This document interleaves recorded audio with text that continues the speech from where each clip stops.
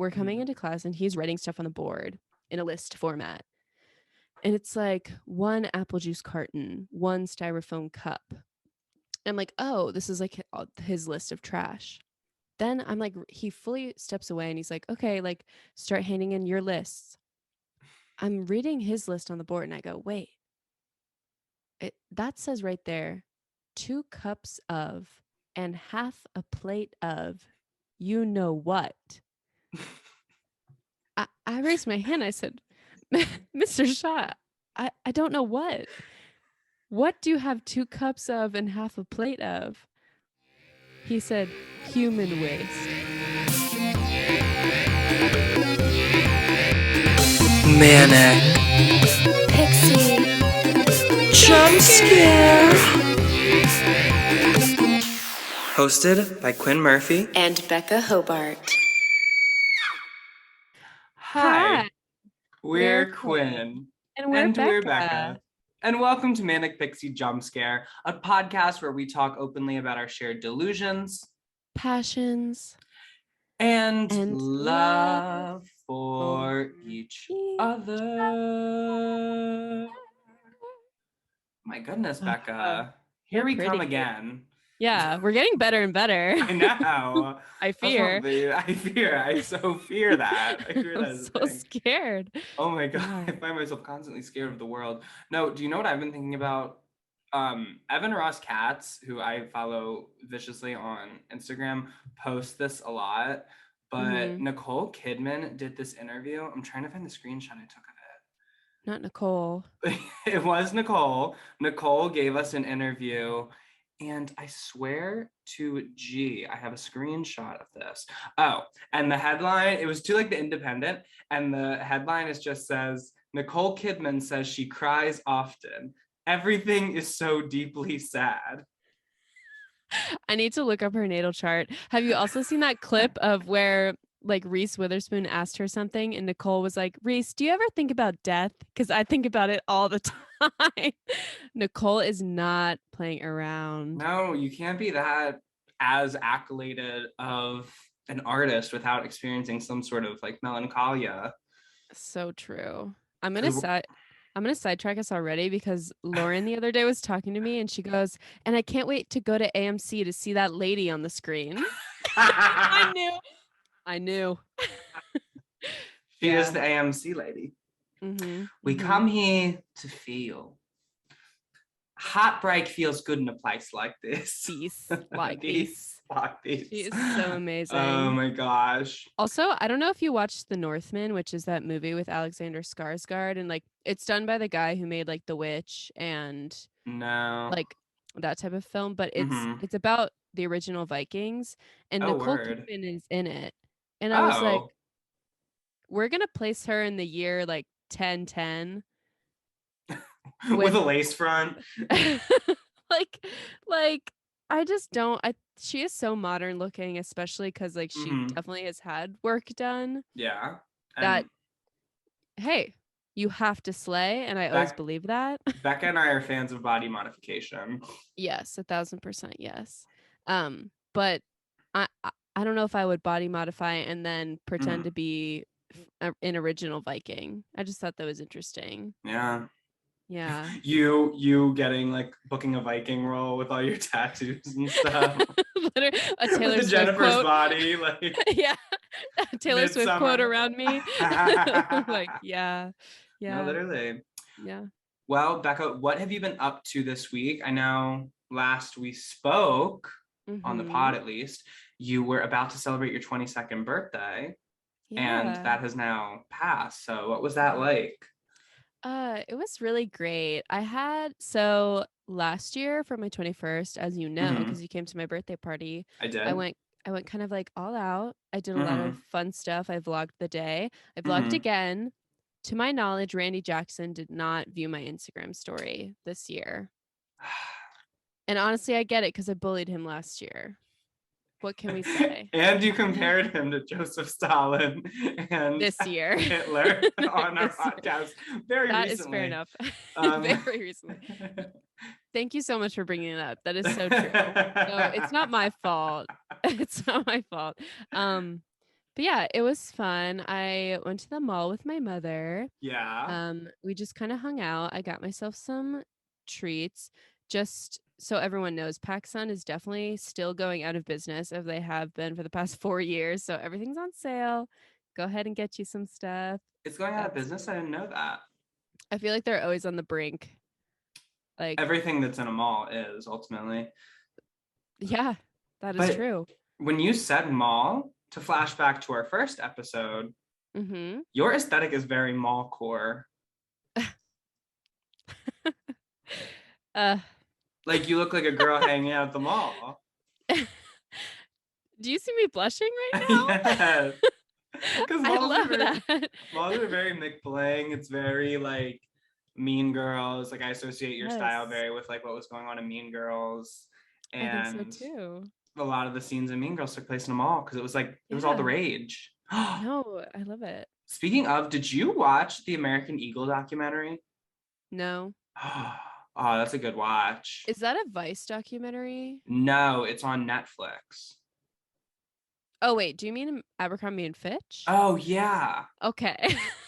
I didn't, but I did see the hmm trailer and stuff. It looks hmm interesting. Yeah, it definitely is. I like watched it randomly one day. Okay. Um, and it was like stuff I didn't even know about. Mm. Which I don't know why I qualified it saying that as if I know everything.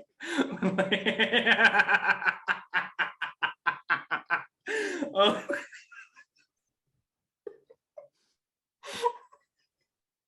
Oh my god, I sipped my Coke Zero at a terrible time. I did oh almost my spit take God. because yeah, documentaries usually do teach you things you don't know about. It was things I didn't even know about. It was something I Oh learned. my God. Oh my God. But yeah, it was really interesting. There was a lot of interesting. There was obviously like the whole part of it where everybody, like the models and stuff they were hiring, were like, you know, men with six packs and stuff. Yeah. But then there was also this like huge like racial thing that they kind of Mm-hmm, uncovered mm-hmm. throughout the process of the documentary, and like so many people were like fired or had their hours cut back basically because they didn't fit with like the brand, and they were all just like people of color, and they all Oh, filed, like you figure out they all file a class action lawsuit against American Eagle, whoa. or not American Eagle, why do I Abercrombie and see Fitch. Abercrombie and Fitch. American Eagle, um you have done nothing wrong to our knowledge, no, so we do and we're apologize. Pittsburgh proud and true, so, Yeah. and Slay on. it's one of the Fortune 1000 companies located in Pittsburgh. So Wow. not to Wow. brag, Did not to you know brag. that Jennifer Lawrence, like the first thing she ever did was an Abercrombie and Fitch modeling job? That was like she got scouted for it, and that's the first thing that she did like in her foray to fame. That's interesting. Yeah. I am a cinematic parallel to Jennifer Lawrence in a lot of ways, but the main way is that I fell up the stairs at our graduation ceremony, much like she did when The she was about to Oscars. accept her Oscar. Yeah. And that was in the comments of my Instagram post, which, you can all go and see. Yep. Yep. But yeah, so you're at the mall for your birthday. What else went on? Yes. Then I had dinner with my family Word. at a like hibachi place. So that was fun. Yeah. It was my first time at this specific place. We were going to go to this nice place called Komei, but then my mom hmm was like, there's too many people in our party, so we're gonna have to go to this other place in a strip mall. And I was like, okay, I will say was a little janky because like a lot of the lights were off. There was like one other party of people there, but we had fun nonetheless. Uh-huh. I love when they do the little gags, the little Oh. bits. Oh. So good. Showmanship at its finest at a hibachi restaurant. Exactly. Yeah. I will say though, the part where they toss the zucchini at you. Uh-huh. So something about me is that my biggest, I, not my pet peeve, but honestly my fear is people around me choking. Really? I I hate it when people start choking. It You say that like you've scares. experienced it a lot. Oh yeah, I have like honestly, I've like accidentally manifested it around me. Like when I lived with Anna and Macy, they used to choke all the time. Like not so bad as needing the Heimlich, but like where they would tear up, they would like need to walk around, like need a moment. I hate that shit. Just jump up and down. Um, And I think it stems from in third grade, I choked on a chicken nugget and so badly that I went up to the lunch ladies and like did the signal and they told me, quote, sit down. So I had to save oh my myself god. with the Heimlich in third grade. And then like my friend was like, ew, because I basically like puked on my lunch tray. And she was like, ew. And I was like, oh my God. Like it was so scarring. Oh my god. Yeah. Oh my god. Oh, also, someone I knew when I was little did die from choking. Oh, I just remembered that. Oh So my that, god. So, yeah, yeah. yeah, Yeah. Yeah. yeah. It makes sense why I'm scared. That's a super legitimate fear you have then. Thank you. Freud But would yeah, love this. He's somewhere eating this up right now. I'd like to think. I'd like to think. But yeah. Oh, wow. So, but no one choked on the zucchini at my That's birthday good. dinner, That's good. which That's is good. really good. Yeah. Mm-hmm. But that is something I worry about. And then my friend Lauren came over and we drank champagne and Mm-hmm. watched Midsummer. So it was perfect. Perfect movie for the birthday. Yep, literally. Oh my goodness. Well, that sounds like a Yeah. fun. Everyone always thinks they say that like now like 22 is like the Taylor Swift year Mm-hmm. because she famously has the song 22 and Becca and I are both Swifties, so we accept Yeah. that. But my recent favorite 22 lyric is comes from The Man with the Axe by Lorde, Mm-hmm. where she said, I used to think I was a genius, but now I'm 22. And And she's so right about that she's ultimately. so right because my brain is completely blank. Yeah. 22 years old, fresh slate. Literally Love it. ready to Yeah. ready to take on the world. Yeah. But Becca, something else that happened this week that I'm really excited to talk about is Mm-hmm. we kind of popped off on TikTok. We did. It like you said, it was a birthday miracle. No, and it was going on Becca's birthday. She sent Literally. me, I don't know if you sent me the text the night before or the morning of, but you said, hey, one of our TikToks is like blowing up. Yeah. Because Becca's, I do not have I'm not logged into our TikTok on my phone, I will admit. Mm-hmm. Becca is the sage wisdom that handles all that. And so I was like, oh, let me go look. And I forget when I first looked at it, but it had like maybe 20K views. And I was just like checking it like periodically the rest of the day, being like, how many people, how many people? I And know. it was wild. It And was addicting. we gained so many followers that day too. We had, I think, like 7 followers when the day started and ended up with like 90. It was really that much. Yes.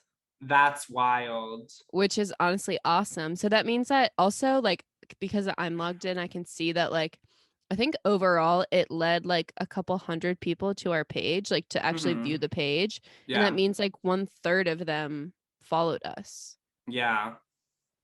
That's pretty good, like That's pretty good wild. margin. I'm not in business or whatever, but No, sounds that's pretty crazy, nice. especially because our Instagram has like what 80 followers, and Yeah, we're most active on Instagram. truly. Like we post, like I feel like I'm posting something every other day about the show Mm-hmm. on Instagram and stuff. Yeah.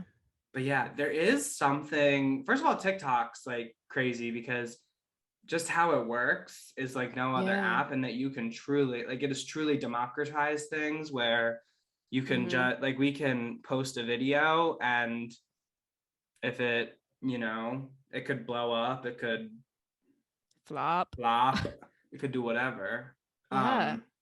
And I also find it so interesting how innocuous the part of the conversation that was posted was. Yeah.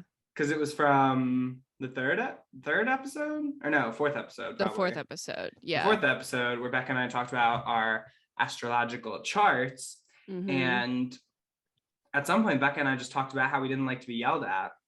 Yeah. And that resonated with the people. 6,000 people said, you know what? Double tap. I will say, I like that. As soon as we said it in the episode, I was like, that'll be a good highlight, because it's like, it's relatable. I feel like a lot of people don't like to be yelled at, and we found that out. Yeah. With this so TikTok many success. So all the comments are like, I don't like to be yelled at either. I don't like to be yelled at either. Yeah. But yeah, it's just something so innocuous as that, because, you know, Becca and I, we do take time out of our like lives to like produce the show and stuff, and like do these like big segments and like these like big topics and stuff. But then like this literal just like little like, oh, blah, blah, blah, blah, blah, is the thing that like people are really resonating with. Yeah, it can be any moment. And there is also something so intoxicating about just watching the numbers go up. I know. I was finding myself being a little obsessed with it. I completely the same. I completely agree.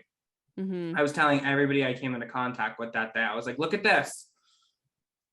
It's doing good. look at me and my friend. Yeah. And and also I saw somebody I know in real life. I was at a restaurant and I saw a friend there, and so I went up to them and they were like, oh, I saw you on my For You page today. Like, what? What a win. No, I literally. It was like crazy. And I do see how like after and it's so like, I know how dumb what I'm about to say is. Okay, but like, I'm ready. Even after we got like 6,000 likes on TikTok, like I can see how people become like intoxicated by fame and like, oh yeah, just want to like get keep more doing stuff like that. Like, it's crazy. Like, it was making the rat in my brain like go like so fast and like just run on its wheel. The brain of my rat. Oh God. Yeah. Yeah. The brain. I'm just thinking about how your brain accidentally called itself the brain. Oh, should be goofy. or was it the rat? Anyway. Or was it the rat chewing through the wires? Who's to say? But yeah, that was really cool to watch on my birthday. Yeah. And yeah, Becca and I are in our fame era now. So it'll probably be another like 20 TikToks before we blow up again. I'm hoping. But yeah. Yeah. Well, so what did you do to celebrate my birthday? What did I do to celebrate your birthday? Well, I think I sent you something in the morning about like the podcast. I think I sent you like a text in the morning, just like not referencing it, and then like 2 minutes later I was like, oh. And then I was like, and happy birthday. I was like, happy birthday, Becca. My light, my joy, my everything in my life. What did I do on your birthday? No, because that was a couple days later. No, because your birthday was on Thursday, right? Okay. It was Thursday. I ate a nice dinner. Good. Where'd you go? The Porch. Oh, my favorite place. Oh yeah, it was Kismet. Oh my God. No, we need to talk about the Porch more, because people. It's so good. So the Porch is in Becca and I's like college campus. It's like on campus, but not really, but like still on campus. And it's like the only actual restaurant in our kind of like vicinity. Yes. Yeah. There are like 3 sit down places where a waiter actually like comes up to you and says, hi, what would you like? Yeah, and you have to tip them. Yeah, and the other 2 of them are like still kind of like fast foodie stuff. Fast foodie, bar food kind of like, but the Porch is definitely a step up from that. Yeah. And it's just, people hate on it and they're always like, oh, it's so expensive. But I'm like, guys, it's just because it's an actual restaurant. Yeah. Like, it's not just like slop for college kids. literally. It's where I take like my parents and stuff. And Mm-hmm. honestly, I love going there at like on a weekend for lunch because Mm-hmm. also, or in the summer during the weekdays, sorry, because there's always like office workers there. Mm-hmm. Um, and it feels so official.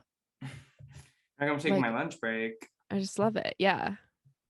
Yeah, so I went to the porch and then I drank some margaritas. So Mm. Very nice. Very nice. that's how I celebrate my friend Becca.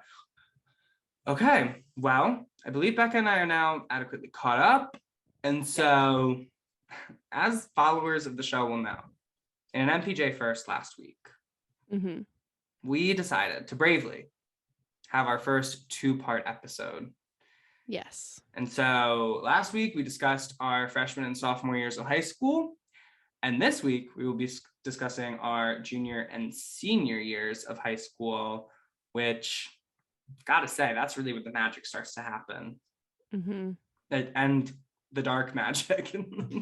Oh, all the good, all the bad. Oh yeah, high highs and low lows. Highs and low The lows. Yes. highs and lows of high school football are present in that latter half Yeah. of high school. So Becca and I are going to throw to one of our cheeky little breaks, and then a past version of us will be back to guide you through our final 2 years of high school. Yes.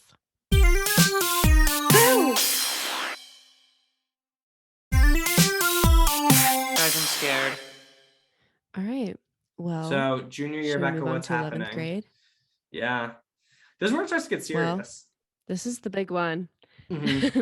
It because guess what? It was 2016. Oh, and I didn't even talk Yeah. about that of it all. I guess I can talk about it after you introduce it, but yeah.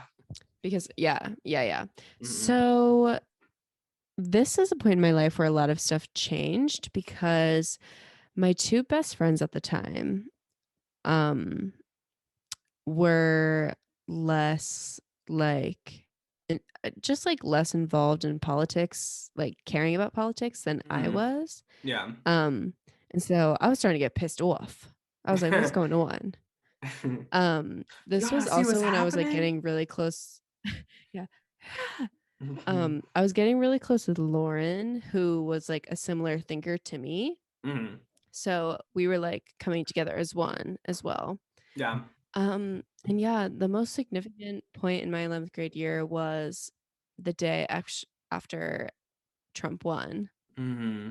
the day, Yeah. I guess, of the election.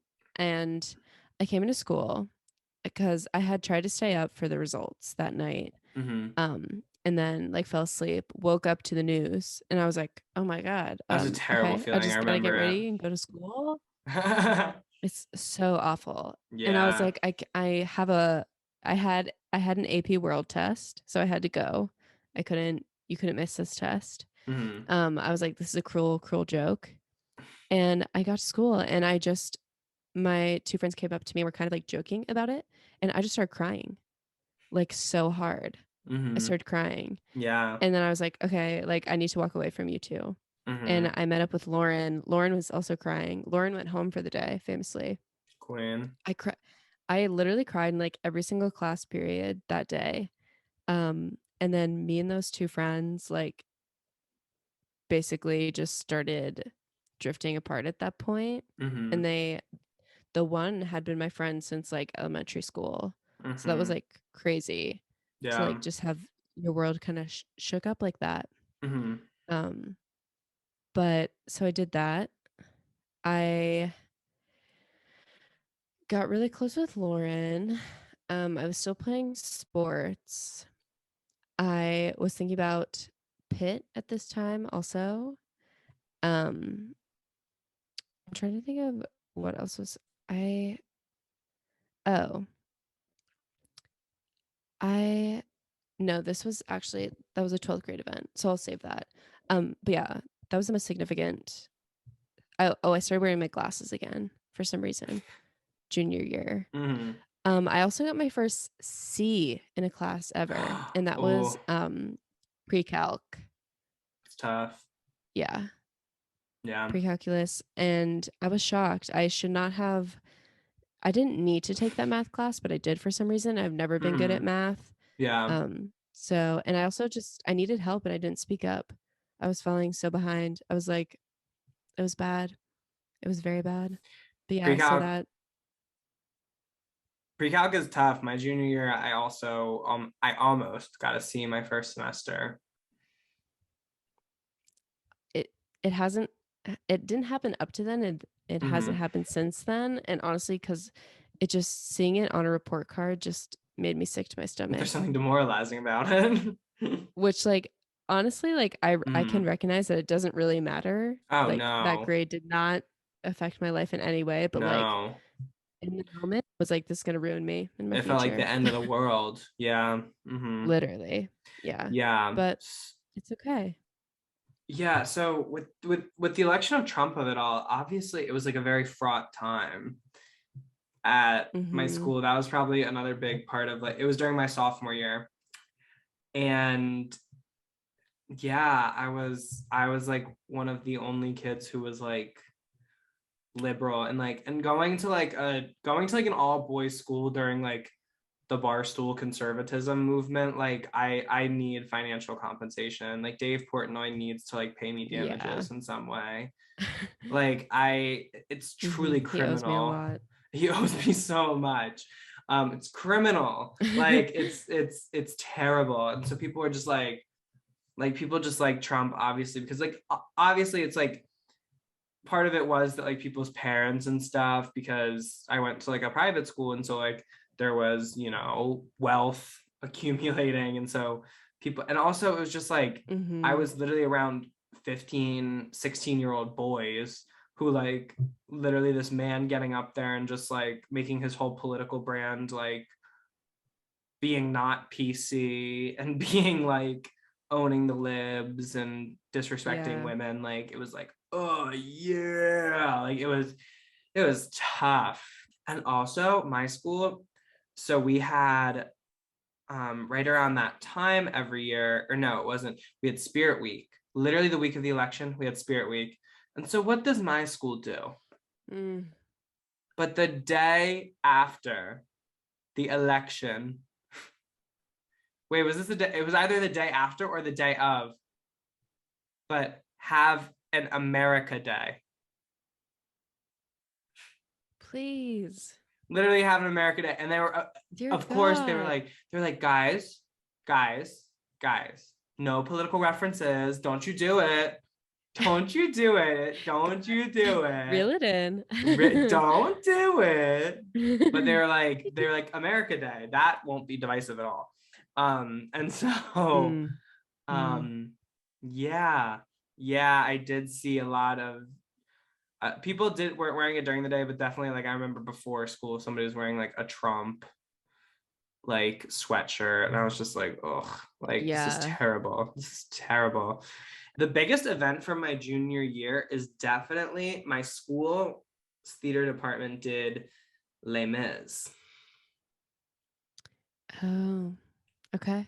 And so, if you are unfamiliar, Les Mis tells the story of the June Revolution in France. Not the French Revolution. A lot of people don't know that, but it was not like where they were beheading people. It was like a different thing. The French have had a lot of revolutions. They're very Mhm. revelatory people. We got to give that to them at least.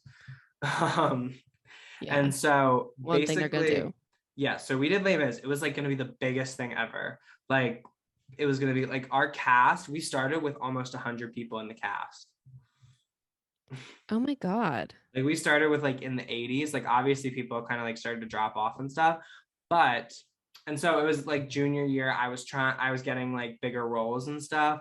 And so I was um Thenardier, the innkeeper, if you will, master of the Slay. house, if you're familiar with the soundtrack. And so yeah, but it was like we were like it felt like being a rock star, honestly. Like obviously not while we were at school, but like also my Mm-hmm. school's musical went on for 5 months. Like Of we rehearsal? Yes, yes, yes. So The way Oh, rehearsals worked wow. for Becca and I's college theater program is we would rehearse for like 4 or 5 weeks, and you would be in rehearsal like Mm-hmm. 20 to 24 hours a week, 20 to 25 hours a week. Yeah. So like it was an intense rehearsal window, but it was really short.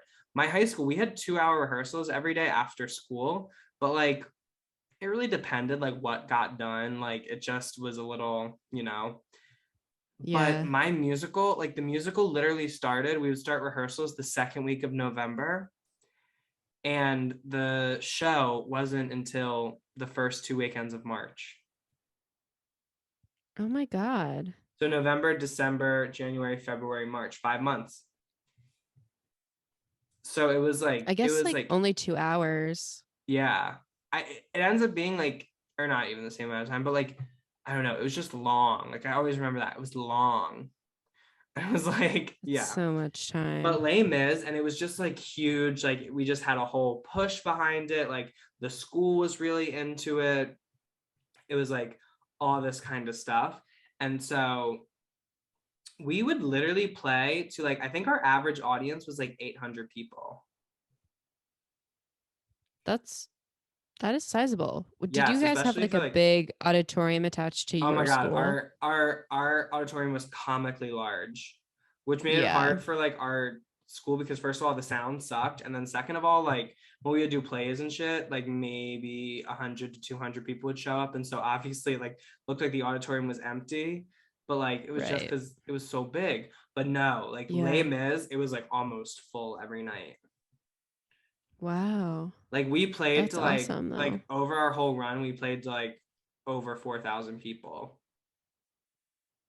which is Wow. crazy. Like it Did was you like it's like did nothing I've you ever done. did you also have a day where like there was be like a midday assembly and all the school would have to watch it? We did not do the full musical, but we did do like a preview. Okay. We did do like a preview. Lame as because we did one day more. Oh my god. And so okay, so the first night of Les Mis, ready? Ready? This is crazy. The Yeah. first night of Les Mis. So Les Mis is famously like 2.5 hours long. It's a marathon. Very long. And there are Mhm. so many different moving parts to it. There are like 30 characters. It's a lot. It's a lot. It's a lot. It's a lot. So literally maybe like 45 minutes into it, A Heart Full of Love, which is like one of the songs, it's like the seminal, like the love story at the middle of like what's going on around it. Like the two rich kids being like, oh, there's a revolution going on, but my heart is just singing. And so A Heart Full of Love is like one of those songs. And literally during A Heart Full of Love, power goes out. Yeah, in like the whole school. Spooky. Yeah, because there had been a really big storm that night. It's our opening night. The power is now out. And it's like, what? Like, all I remember is like hearing my theater director go, hold.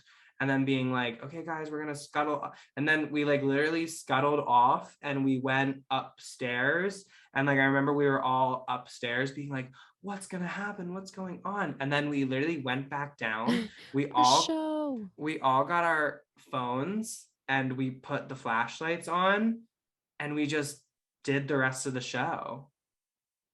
in the dark? Yes, in the dark. Like it was definitely more concert style, but like we just did the rest of the show. That's crazy. Yeah, and it was like a big deal. Like the local news picked it up.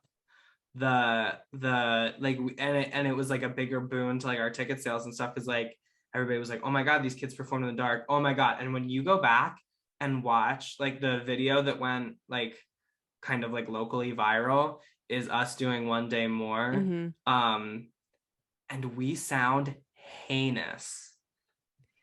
Oh no. It's actually Oh bad, it's no. actually horrible. I, Like I it's can't believe you guys ooh. persisted though.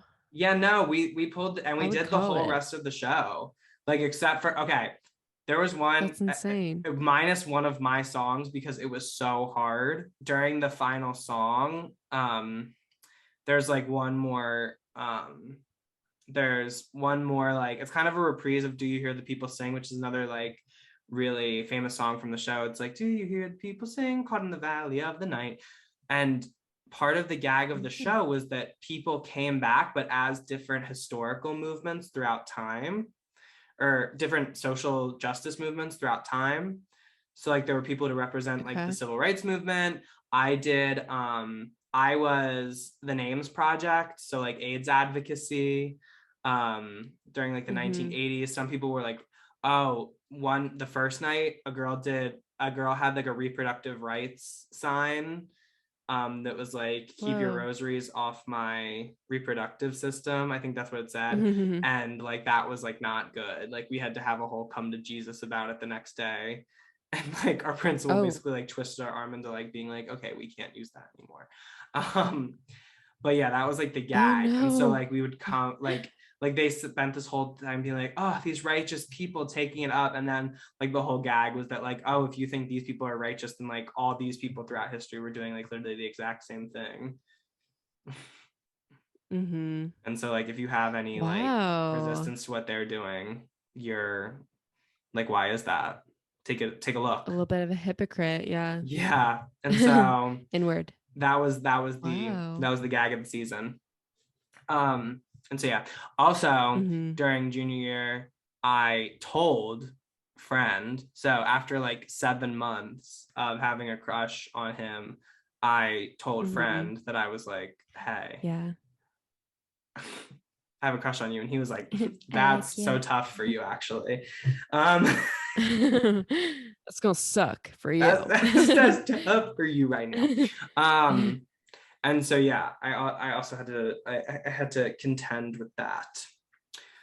Mhm. And so yeah, those were two of the kind of big things that happened my junior year. Sure. Well, okay. This is moving into the biggest one for me, and Yeah. that's 12th grade. Oh yeah. Oh yeah, I know If we something's thought a coming. lot, if we thought a lot changed 11th grade, Mm-hmm. just wait. So 12th Yeah. grade, I quit sports, which made me feel a little bit flirty, fun, and fresh. I loved that. Um, and I was just like set on having fun, much like I am right now. I was set on having Yeah. fun then. Mm-hmm. Some things I did that were fun was like I became historian of the table tennis club of my school. So Yeah. just because I went and Lauren was a treasurer because we went about 3 times to the club and we were like, hey, like, do you guys need a historian and a treasurer? And they're like, Mm-hmm. sure. And so, yeah. And we played ping pong. That was Mm-hmm. fun. Um, Also, I got my first job Oh. and that was working at a place called Core Life, which is a salad place. Um, Lauren also worked there. I started in September because, I was driving now. I had my little blue Yeah. car. Her name was Mm-hmm. Sweetener. Her name was Sweetener, Of course and she was. she Yeah. did come. She was in talks of being named best car in the senior superlatives, but it never came to fruition. But I'm sure she was third place. That's so It's okay. tough. Um, yeah, but so I'm working at the salad place, and honestly, I think I do believe nefarious things. I do believe the evil eye was on me because as we've discussed before, I have Nick Jonas syndrome, type 1 diabetes. Um, and I have to believe because of what I experienced at work that this was not an act of randomness. This was not genetic. It was a curse. Mm-hmm. That is because I one time my manager who was like 30 years old was Mm-hmm. being a little bit mean to me. And so I was talking about him behind his back and I was like blah blah blah blah blah and he has diabetes because he did have type 1 diabetes. And I made fun of him for it, not knowing anything about diabetes. This was bad of me, I will admit. I don't think he heard me. I didn't think he was in the building. But what do I start getting symptoms of? Less than days later, I have extreme thirst. I'm going to the bathroom 15 times a night. I can't sleep. like a full hour without having to pee and drink more water. By Thanksgiving, I am basically the shell of a woman. By Christmas, I am completely barren. Oh my God. It was that So, long? yeah. Oh, yeah. And you were just like living Yeah. with it? So for like, A month. yeah, it started to become normal. Yeah, until finally, like I got so like I was like throwing up all the time. Like I couldn't keep anything down except Sprite, which famously definitely also increases your blood sugar, which is like Yeah. what my body Not, was already yeah. doing. So like that was bad. So it was fully a curse Mm-hmm. that I got this because then I went to the ER for extreme dehydration. Um, and then they were like, "Hey, we think you have diabetes." And I was like, "Oh, oh, I think I know who did it." And it's my A boss. witch. But yeah, my dad had Mm-hmm. to call Core Life on the phone and say, "So actually she has to quit immediately." Effective immediately. And I was like laying in a hospital bed. She's Effective tendering her immediately. resignation. Immediately. Yeah, she's writing Oh, her letter in bed. yeah. So yeah, that was kind of crazy. That changed my Mm-hmm. life. I have been obviously living with type 1 ever since. Unless one of you listeners can find a cure, which I hope you do. Mm-hmm. But yeah, so that was kind of crazy. A lot of my also what was interesting, a lot of my hair fell out Mm, afterwards because of like the trauma response of my body, I guess. yeah. Um But yeah, so I was like just piecing back together my life.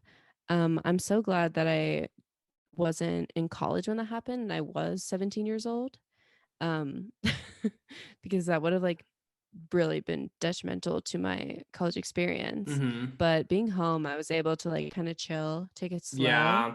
Mm-hmm. rebuild my life a little bit, get some normalcy. Much like I was slower still on paced as insulin well. pens. I did Yes, very much so. And I was on insulin pens and I did not have Stan list item Dexcom yet. I was pricking my fingies. It was Mm-hmm. crazy. An upside though, I got to miss so much school and senior year is like a lot of it is really pointless. Mm-hmm. So I got to miss a Performative. lot of it. You could say. I will say another thing in senior year that changed my life was a teacher I had named Mr. Shaw. Mm-hmm. He is one of the most interesting people I've ever, ever met. He's like Mm-hmm. barely real. I love him. So he's Yeah. from Sierra Leone and then he lived in London. And he would tell us all the time how he could not give blood because he lived in London the exact years that mad cow disease was running rampant. So then he came to Oh, America. Yeah. So that was like a whole thing. as someone who gives Um, blood, I'm just I've gonna like tell you, answered those questions about the ranges, and I'm like, no. yeah, yeah. Well, he did. And he's like, guys, it's a bummer. Um, his class was so boring. It was AP Environmental Science. His class was so boring. He would have to literally tell me all the time, Rebecca, rise up. Don't sleep on us. I was like, I am sleeping on you because I'm literally being put to sleep by your. He had PowerPoints that were just white with the black text. That's tough. That's gonna That's put me sleep. tough. It's just like it's white noise for the eyes. But I will tell you one anecdote so you can one anecdote so you can get an idea of who he was. One time he was like, "Okay, guys, so we're gonna do this lab that the book asks you to do. Mhm. It's about like consumption and trash production. Okay. So for 2 days, you're going to carry around a plastic bag and put all your trash in it." And we were like, so like, you know how like we are high schoolers and like we walk around like other people have to see us throughout the day and like we don't be carrying a bag of trash with us. And he goes, he goes, guys, wait, are you guys worried about the smell? And we were like, that is also an aspect of it. Um, so he goes, okay. He goes, guys, I won't make you carry around your trash if you promise to write down all the trash you produce in 2 days. And we're like, okay, we'll do it. We come back. This is not even the best part. Oh my We come God. back. It's like everyone forgot about this. like literally everyone forgot. I don't think a single person did it. Because you can obviously make that up very easily and just make that up on the spot. But we're coming into class and he's writing stuff on the board in a list format. And it's like one apple juice carton, one styrofoam cup. I'm like, oh, this is like his list of trash. Then I'm like, he fully steps away and he's like, okay, like start handing in your lists. I'm reading his list on the board and I go, wait, that says right there, 2 cups of and half a plate of you know what. I raised my hand. I said, Mr. Shaw, I don't know what. What do you have 2 cups of and half a plate of? He said, human waste. He was measuring his pee and poop.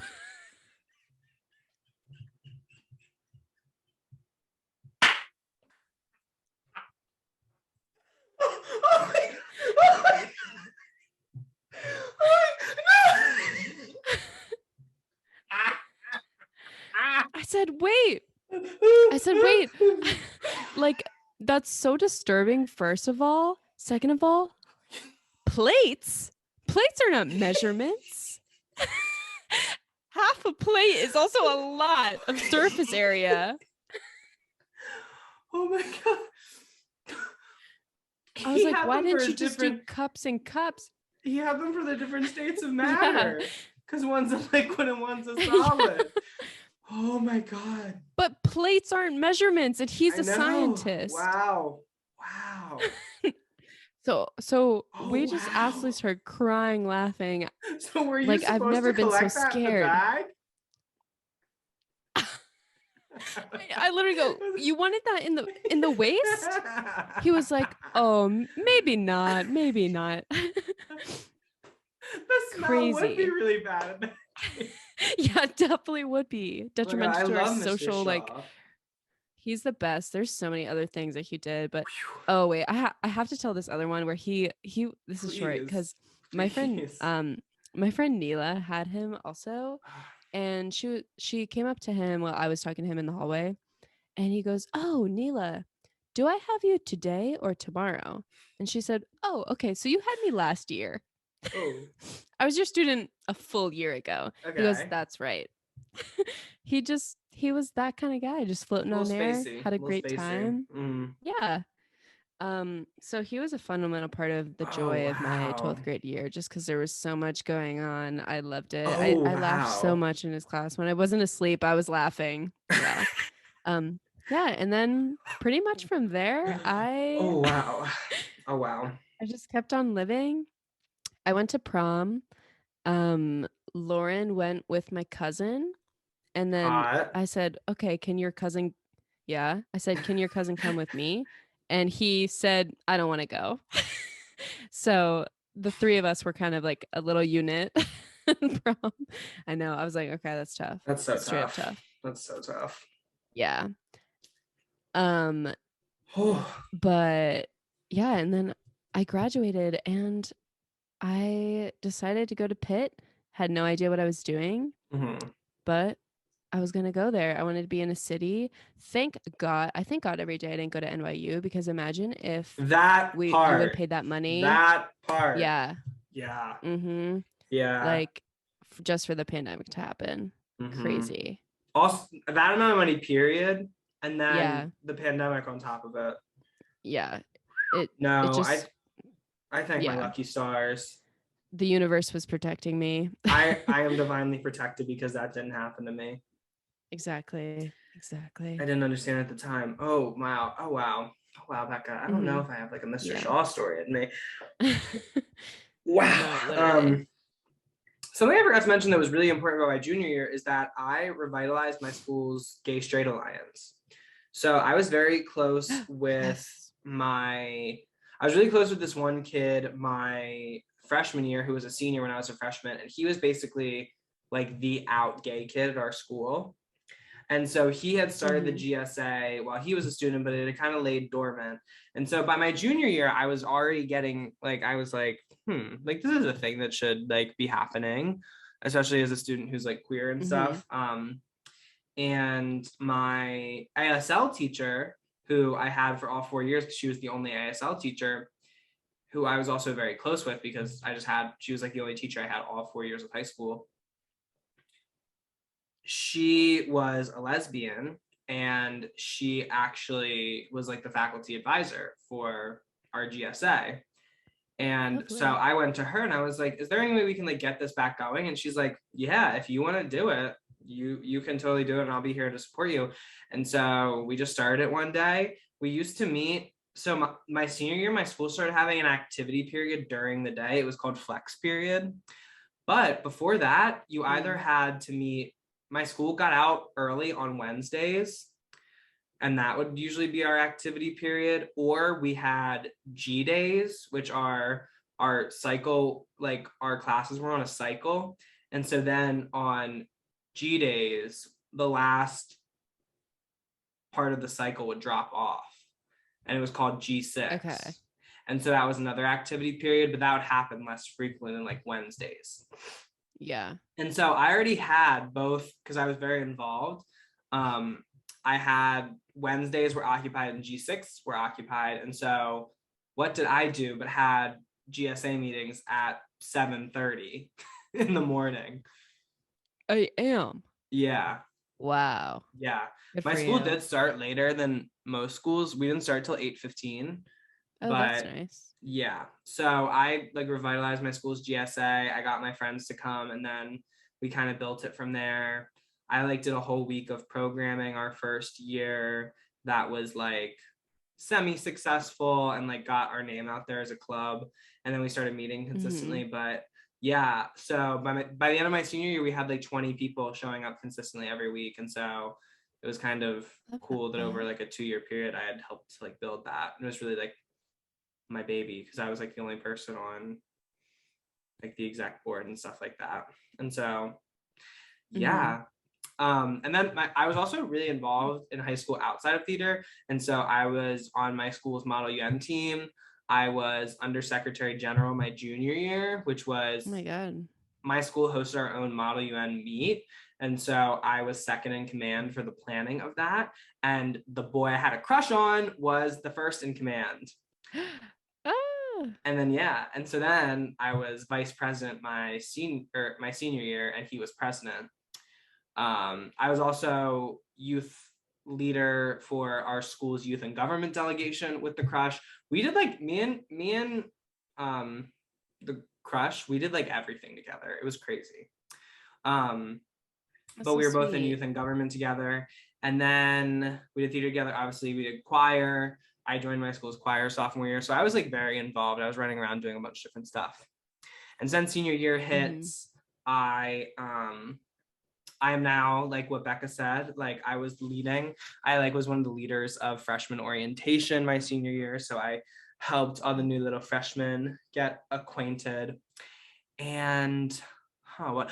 Oh, I forgot to talk about the London trip too. I fully went to London during my junior year of high You school. were Mr. Worldwide. Oh my Yeah, with God. with like my school's like theater group. Some of us went to on a trip to London because my theater director sponsored that. That was a really fun trip. Well, That's so cool. and that was another really big, yeah. Okay. So we won't fully get on the London trip. Definitely less significant than the Italy Okay. trip. But Mm-hmm. yeah, so the London trip, just know it was a thing. And so then we get into senior year, and what were like the big moments senior year? So obviously college is like close. I'm getting ready to apply to Yes. colleges, and I was like always like I was like a student who like I thought, or not I thought, but like I was a student who really excelled in school. And so I was like applying to all these like really fancy like private schools, elite institutions, all that kind of stuff, and just getting ready to do all that. Mm-hmm. It's such a laborious, especially when I was applying for college, it is such a laborious process, especially the schools I was It's applying so to. annoying. I wrote like 30 essays. It's Like so I annoying. wrote so much. And now like post COVID, I'm like I hear, as somebody who works in college admissions, I'm like, oh, y'all divas don't know. And it's like, you gotta take the SAT. Oh my God. And I got the same exact Yeah. score on the SAT twice. That happened to me. Really? Same Two sub times like scores in a too? row. I got the same. And the same Yeah. sub scores? Yeah. That's crazy. Oh my Like everything God. was the same. Not us being Kismet again. Um, Yet again. but yeah, so literally the first time, 2 times I took the SAT, I was like, oh, this is all for naught. The second time, because I was like, and then the third Yeah. time just did worse. So the first time was the best Oh, I was ever really? going to do it. No, the first time I did it was I didn't study at all. Then I studied for 6 months, got the same exact score. Then I didn't study at all again and got like 20 points higher or whatever. That's tough. Well, actually, that's good that you went up. Yeah. I did the opposite thing. So then, so as I said, junior year, I told Crush, I was like, okay, I like you. And he was like, so I actually have this other thing with this girl. I'm going to say it. It's a very queer narrative. Yeah. And so he would then go on to date that girl for 9 months. But, Wow. and we went on a service trip together that summer where we did a whole road trip through the South, going to different like civil rights spots. And so that was like another trip for Okay. obviously us to get close. I also got food poisoning on that trip and was fully pissing Oh. out of my asshole the whole time. Like not the whole time, but like the whole last half of the trip. Ooh, yeah. I Oh my I believe God. it was a piece of pizza I ate in Birmingham, Alabama. Um, that really just did me in. Please. No, I know it was terrible. Food poisoning is the worst. It's, Um, oh my God, the it's worst. unspeakable. It's unspeakable. So basically, so I had so after so first of all, Crush had told me, maybe I shouldn't say this part. Crush had told me that he was gonna that he had intentions to break up with the girlfriend like a month before he even did it. But it was drama because they were cast in a musical for one of our sister schools as like the romantic The couple. leads. Yes. Ooh, Yes. And so it was like a very that much is like drama. scary, scary stuff Yeah. going on there.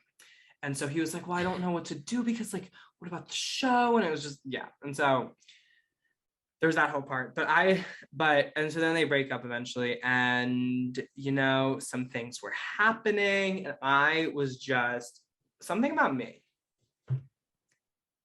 If you are remotely nice to me, I'm like, oh, you're in love with me. Yeah. Mm-hmm. But There's I a believe part, that. yeah, there's a part of my mind where I'm like, oh, they're in love with me. They've got it bad for me. And so we Yeah. we were like obviously really great friends by this point because like we did so much together, all this kind of stuff. And so, but then there were like a couple indicators where I was just like, I don't know. And so one thing my friend Caroline said about me once is you can say what you want about Quinn, but he will shoot his shot. And I believe that to this And day. that's it. I believe that to this day. You will. Yeah, I And will shoot usually it works out for you. in interesting ways. It does definitely. Um, so Yeah. so once again, I was like, we're down, but we're not out. So I shot my shot again, Hmm. and he was like, okay, I have not noticed the same things, but I could see how you would maybe construe my actions that way because there's basically, I can't even remember what it was, but they were just like, I felt like the vibes had shifted and that it was in a different place now. Yeah. And so I talked to him about that and he was like, okay. And he was like, can I think about it? And I was like, I guess so. Okay. And so we like parted ways. Hmm. And then it was just like I was in limbo for a couple days. Like we still saw each other at school, obviously, and like because we had a lot of classes together our senior year, and so all this kind of stuff. And then one night he texts me so that conversation we had was in person, and he texted me being like, "Hey, look, basically, I'm sorry, but I just don't feel that way about you. I feel like I've tried, like I really like not tried, but like I really thought about it and like thought deeply about it, and I just don't feel the same way, and I like hate to do this again. I was just like, okay. And I was like, at this point, I'm pissed. Yeah. Because That's I so talk to you, annoying. I bring something up to you in person. If you don't feel that way about me, fine. I Mm-hmm. bring something up to you in person. I expect you to finish the conversation in person. Yeah. Like there are certain things you say, there are certain things that are okay to say over text, over the phone, and then in Mm-hmm. person. And you have to have a social awareness to be like, okay, what is the context to say this in? And he sent me that like literally at 11 o'clock at night. My parents are asleep. I literally, it's gonna sound so cheesy, guys. And I know. But I literally, in that moment when I got that text, I felt my heart break. Oh, Like I truly felt it's like okay. It's true. yeah, and I was 17. Like I was having full on heart palpitations. Yeah. Like it was tough. It was really tough.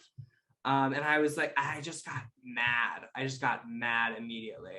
I was like, what the? I yeah. was like, you can't just do that. Like it's whatever how you feel about me. I'm not upset with how you feel about me. I was, but like I'm not like that's not the primary thing I'm upset about. I'm Mm-hmm. upset that you waited until like late at night to text me when I can't like go to my parents. I don't have any resources, and now I'm just like literally having an experience I've never experienced before. Like literally like I'm dealing with heartbreak for the first time in my life, really, like romantically, and like I had literal heart Yeah. palpitations for like a couple hours. Like my heart was literally Oh beating my like God. fast, and it was like it was this whole thing, and I was like, and then we had to have this whole like come to Jesus and like our friendship and be like we had to have like an actual like in-person talk. I literally set the back. I was like we will be talking about this again in person. And he was like, We're okay. gonna And have like, to yeah, face to I was like, we're face. gonna have to hash this out. And so then, yeah. So then we had that, and we're like, okay. And it was for in a certain way, it was nice because Mhm. it gave me closure. And so it was just like, okay, so this isn't gonna happen. I fully allowed it. I was like, Yeah. okay, I've tried now twice. It's just not meant to be. And at that point, I was like, okay, sure. I'm done. I'm washing my hands of it. It's done. Baby, Calling it. baby, baby. What happens 8 days later? What happens 8 days later? Something I love to do, something about me is I'm a lingerer. I linger. Mm-hmm. If Yeah. I'm having a good time with the girls, I'm good times keeping going, basically. So we had a choir performance for the board of trustees at one of my sister schools. And after that performance, it was me, ex crush now, and Mm-hmm. ex crush's ex girlfriend, who Wow. me and her had formed an alliance because I like who do I go to but her and say what blah, blah, blah, blah. And we fully were like it kind of bonded us. Brene Brown calls it common enemy Yeah. intimacy, and we had a common Love it. enemy because she was so mad at him Yeah. for breaking up, and yeah, all this stuff. Mm-hmm. And then so the three of us literally stand outside for like an hour after like the concert ends, very much like me and Becca on at the corner of Oakland Avenue and Bates Oakland Street. and Bates. Yeah. And it's very much that energy. And then we're like, okay. I was like, I have to go because my mom had like called me to pick up food for like my family on the way home. And I was like, okay, guys, well, now I Mm-hmm. have to go. And then crush or ex-crush, I should say at this point, goes, Quinn. And I'm like, yeah. And he's like, can I talk to you? And I'm just like, I guess. And so we get in my car, and I had noticed a little bit of a change in behavior. But at this point, I think I'm crazy. I think I'm fully crazy because every time Yeah. I try to be like, okay, I've noticed this. Crush keeps going, no, you didn't. And I'm like, okay, well. The I must just be gaslighting. crazy. So I had noticed a change, but of course, once I had like started to go down that route because I had been burned, I was like, Quinn, no. Mm-hmm. And so I was moving on. And then what does this motherfucker say to me? Who I love very deeply now, by the way. Like it's in jest, in case they Yeah. end up. What do they say to me? But yeah, so I don't know. I've been thinking about it, and I think I think there is definitely something that like I do feel about you, and like was like, yeah, I think I do actually have like crush on you as well. What did you feel in that moment? Oh my God. It was like it was the weirdest mix of emotions because of course I remember I said it to one of my friends. I was like, I feel like even if he came back at this point, I would just no, it's done. It's over with. I'm over it. Girl. Hmm. Mm, I No. had to eat those Folded. words because something about me as I said, okay. And so yeah, and then a week later, about like a week later, we literally like went on our first date. And then it was like my first date ever. And so I was like, we went and saw Mhm. Bohemian Rhapsody. Yeah. Fun fact about Rami Quinn Malek. trivia, Yeah. Rami Malek, yeah. And then after that, I was like, oh my God, no. And it was so unorthodox because we were obviously like, he was really my closest friend. And now it's like, there was this Mhm. other aspect of our relationship. And so literally after the first date, we had like DTR, which like is kind of crazy of me, but I didn't like know how to conduct myself quite yet. So I was like, Mhm. so literally after the first day, we were like, I was like, so what are we? So, yeah, we're an And item. then, yeah, and then he was like, well, I guess we can be boyfriends if that's what you want. And I was like, yeah, that is what I want. Oh my And so, god. yeah, that is the story of how I started my first relationship in high So school. cute. And yeah, so that would ride out the rest of the school year. And then, Mhm. mama, it's not even over yet. Oh my God. And now the trauma starts. But because Okay. the second half of my senior year truly, oof, it started my flop era. I I had a flop era from about 2019 to mid 2021. Whoa. That whole Okay. time, it was a flop era. And I think, of course, there were external So circumstances. I met you in your flop era. Yes, yeah, Becca very much met me in my flop era. Crazy. Okay. Yeah, I think I was flopping for a little Okay. while. And part of that was the pandemic that would ensue. But Mhm. it very much started my senior year of high school, specifically the second half of my senior year of high school. So by that point, all of my college applications had been turned in. I remember like December 1st or 2nd, I turned in all my college applications. And I applied to 8 schools, none of Mhm. which were the school that I would eventually go to. That is tough. That Yeah, and so hurts. basically, so since I was a theater student, if you don't know, when it comes to like arts, there are a couple different types of degrees you can get. So there's the BA, which is what Becca and I now have, which is basically just like a Mhm. more kind of eclectic education. Like it's more your typical kind of like liberal arts education in which you kind of get educated as like in a bunch of different areas. But you Mhm. obviously have your major and stuff. Mhm. And then there's also the BFA, which is a Bachelor of Fine Arts. And so that basically means that like you take more classes that are like specifically kind of focused and grounded in like a certain area of your studies. Yeah. And so I applied to a lot of BFA programs for performance, acting, because that's what I thought I wanted to do with my life. I thought I wanted to be an actor. Um, and so I had to go and audition for different schools. And so I Mhm. believe I auditioned for like 4 schools. I also did it very differently because some people do like usually when people do that, it's a little bit more of a numbers game. And so like people will apply to a bunch of schools, go audition for all of them, and then hopefully they just like because you just need one. and then you can go there and get it. But like I didn't Mm-hmm. do that. I kind of wanted, like Becca said, I wanted to be in the city. I had this whole like wish list of things. And so then Yeah. um I had to audition for like maybe 3 or 4 schools, I want to say. And the rest of them were just like regular, like they had theater programs, but they were just BA programs. So you didn't need to audition into them.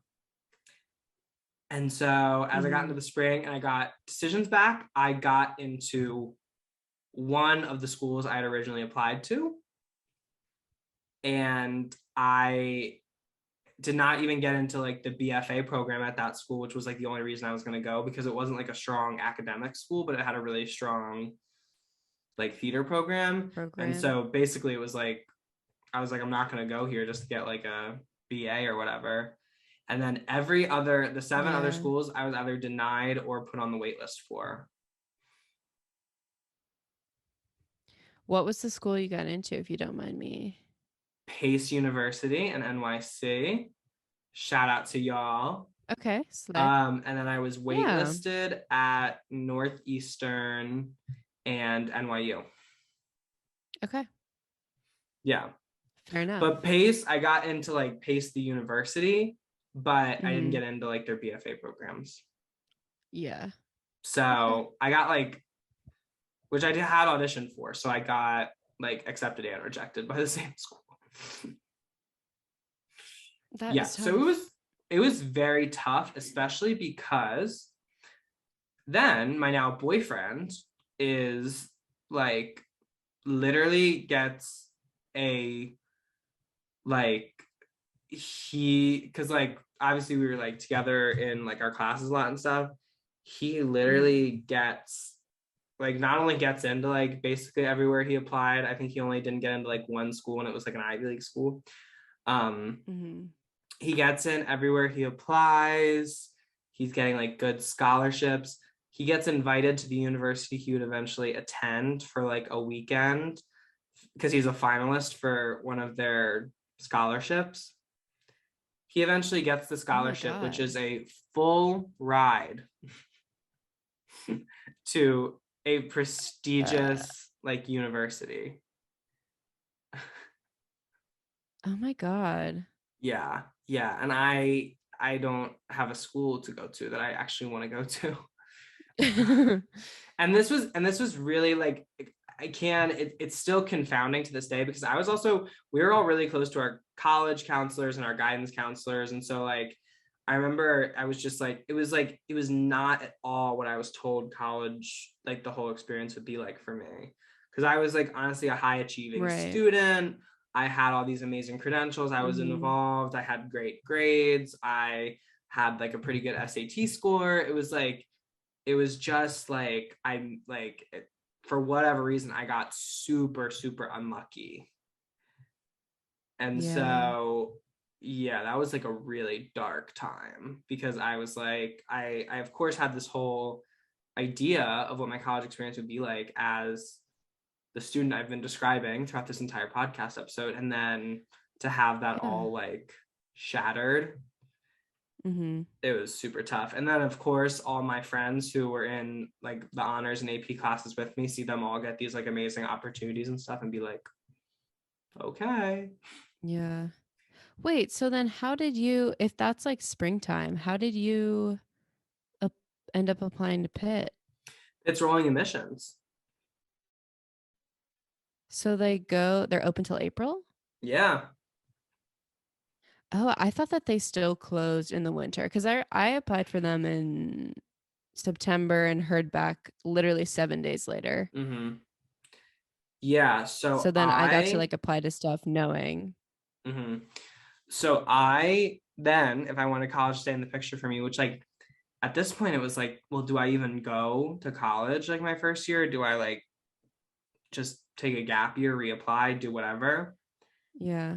So I look for schools with rolling admissions, and that's how I found Pitt, which is eventually where I ended up going.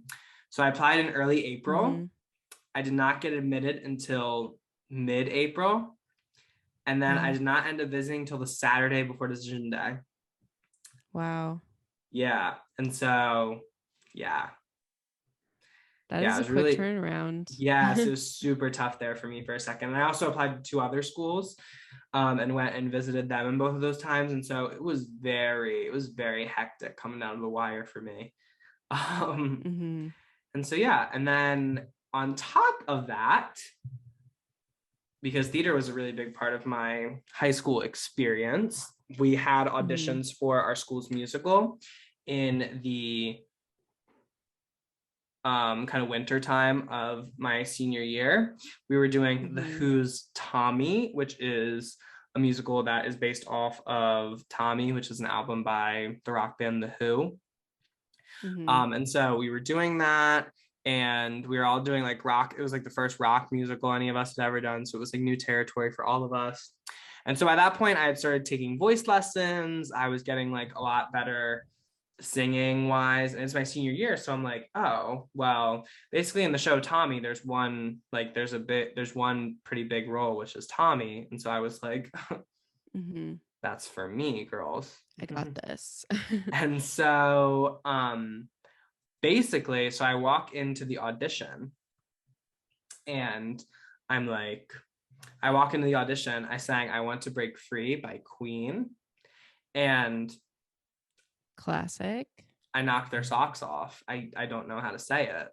Um, and so literally in the audition room, my high school theater director asks me, okay, so would you be okay if we considered you for this one role? So in the show, there's a role called the Acid Queen, who's a like addict slash like sex worker who sings a song called The Acid Queen, which was kind of made famous by Tina Turner Mm-hmm. in the Tommy movie. And so I was like, you know what, girl? Sure, I'd do that. And so, yeah, literally. So he asked me that in the room, but I was like, yeah. But I felt really good about the audition, obviously. And so then, Mm-hmm. literally, also the next day, again, because I went on the first day of auditions, second day of auditions, my theater director comes and finds me again and says, okay, so just to make sure you are okay if we cast you in this role as like the Acid Queen. And I was like, yeah, why not? Because I was like, it would be really cool. Like it wouldn't be like the lead, obviously, but it would still be like a really cool featured part, and I would still get to have a really big song. Yeah. And so yeah, and then I go on my school's retreat, which I didn't even talk about, but my school had religious retreats, and my senior year I led one of them. Oh, Which is a whole other thing we can get into. But very cult like. on retreat, we do end up getting the cast list, and I do not get the lead. I also do not get the part that my theater director asked me 2 separate times if I was willing to be considered for. And I'm instead relegated to the status of like featured ensemble.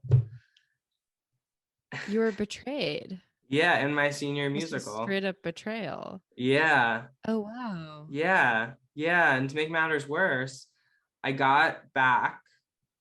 So literally, oh my God, this is like a whole story. I guess I'll just tell it to you and then see what makes it into the episode. But so I'm on retreat when we get that. And me and my friends, so me and my 2 really close friends from theater, we were leading the retreat together. And we were hoping the cast list didn't come out, but usually we wouldn't have access to our phones. Like our retreatants didn't have access to their phones because it was like you gave your phone in and you Mm-hmm. like committed to the experience and stuff like that. But being leaders, we had to have our phones on us in case, just to communicate with the other people and stuff.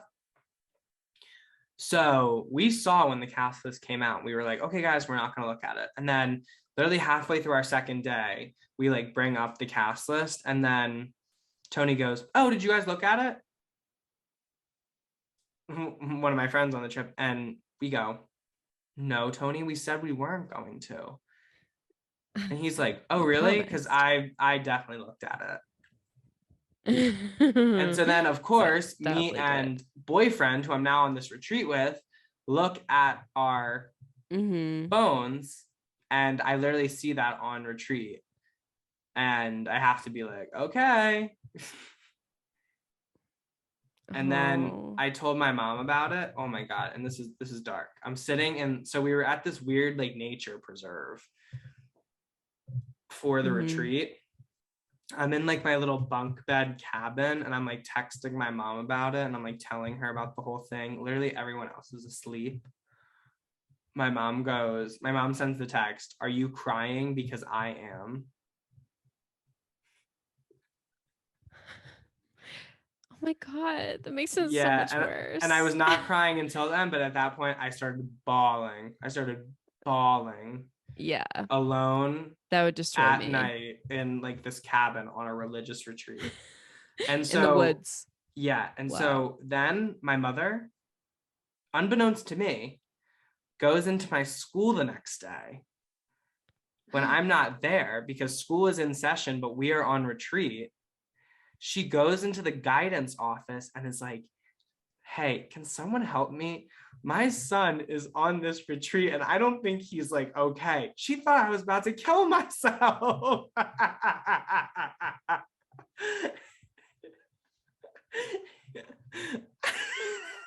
But she had a way to contact you. I'm so confused by that.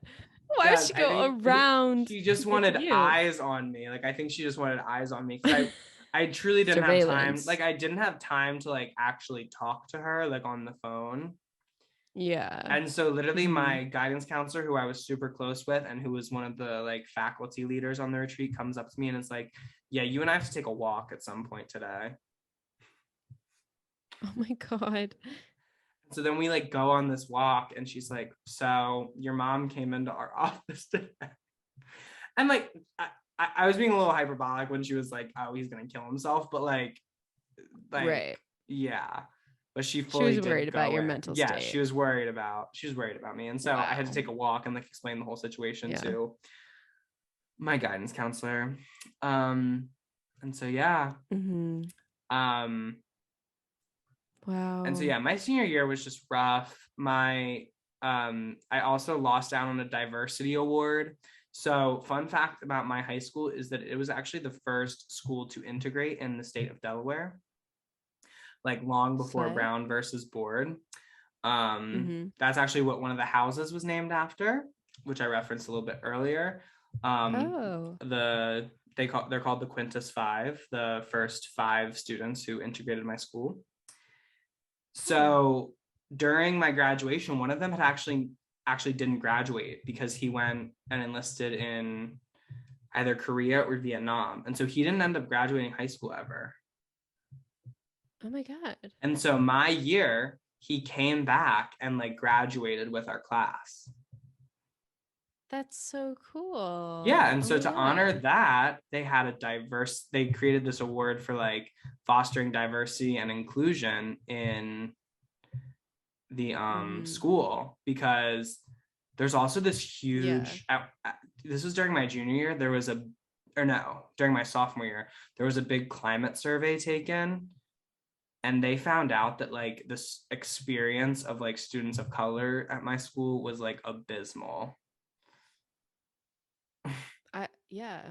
Yeah, like the things Yeah. that like the kids wrote as a response to the like as a response to the Situation. questions that they Yeah. were like surprised at, which like as a student I was like, I'm not really. But Yeah. I can see that. the administration was very surprised. And so we Interesting. like a office of DEI was established. We brought in a director of DEI.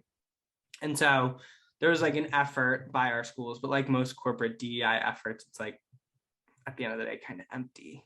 Um, and not Yeah. much is going on there. And so they created this award to be given to a senior who like fostered diversity and inclusion in the school community. And so me, as somebody who literally like reinvigorated a whole affinity group at my school for queer students and was like Hmm. actively working to provide safe spaces for queer students in my school, I do not win it. The leader of our school's Black Student Union doesn't win it. But my friend who took a class with the director of DEI and Hmm. really grasped the concepts was the recipient of the award. Rock onto that. Yeah. Lots of change happening right in front of our Yeah. eyes. Yeah, literally. Yeah, literally. Awesome. And so Awesome. yeah, and so stuff like that, like I had pissed my school off enough where like it felt very much at the end they were like, okay, well we're not gonna do anything. Like we're not gonna do To anything honor to you. recognize you.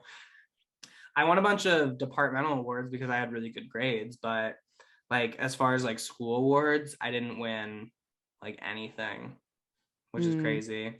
And then what was the one thing? Oh, so this is the last thing I'll say. But Mm-hmm. so my senior year, obviously we have prom, which Becca also talked about. So Yes. by this point, me and my boyfriend are dating. We're both students at the school. Mm-hmm. And he had said something about like going to prom together, and then I ended up asking him on Valentine's Day. Very romantic, I know you guys. Aw, so sweet. We were in Washington D.C. at a Model UN conference, and so yeah, it was just it was That's perfect. lovely. And so I asked him to prom. And so then we, at one point, we're just like, okay, so we need to tell somebody about this. So there was this one math teacher that we had both had who was, we really liked, and he was like involved in like the prom organization and stuff. And so we went to him and we were like, hey, we are going to the prom together. And we Mm-hmm. figured we should just let somebody know about that. And then he goes, okay, I will talk to the principal, who was a priest. And so then one day we both get passes to go to the principal's office like during the day.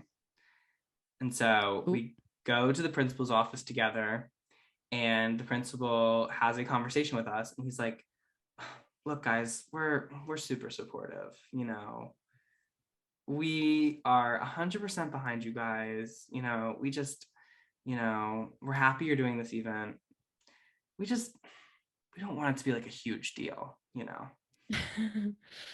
So, you know, if anybody tries Yeah. to, we're gonna let you, like, don't worry. Like if anybody tries to like talk to you about it, or, you know, like any press or anything, like don't, like there's no need. There's no need to talk to them. Mm. Yeah. And it was very much just like, okay, we'll let you do your little gay stuff, but like But shush. don't talk to the Yeah. News Journal, because it's Delaware, and the Delaware News Journal, which is like the state's newspaper, goes to every prom and takes pictures, and they post them on the Yeah. News Journal the next day. And like, so there's press at the Yeah. proms, and yeah, You and we can't are, avoid it. yeah, my school, which is 114 years old at this point, is a all male Catholic school, having a, it was one of, if not the first time that two students had gone together. Mm-hmm. And you also needed a date to go to prom. Historic. Yeah, You had to? you had to have a date to go to prom. That's so weird. All of our school dances, you had to have a date. I think it was like some deal with the sister schools. Like I don't even think it was like, but like because they, well, like when it came to prom and stuff, but like we were the only school of our like sister schools to have a homecoming.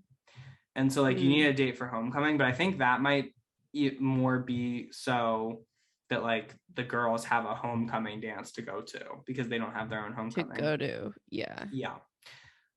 But yeah, That's still so weird. you had to have a date to go to prom. Like it was mandatory.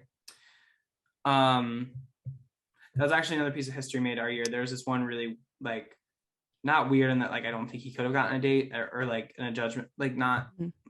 like he was weird and Yeah. he did not have a date, but not weird in a way where I think he couldn't have gotten a date, but just weird.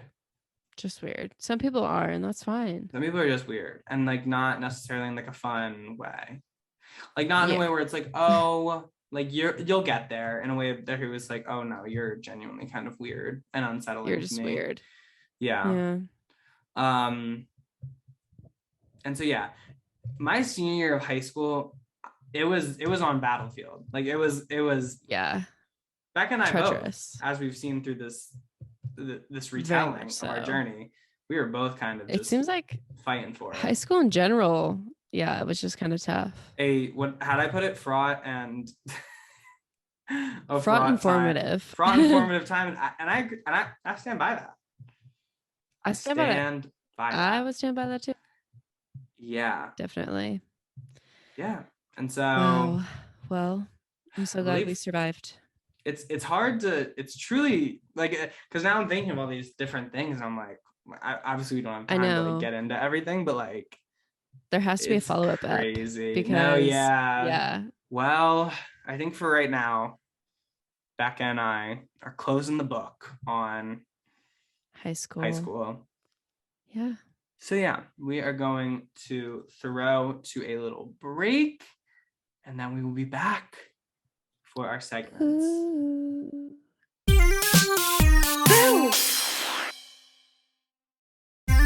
Guys, I'm scared. And now, current Becca and I are back.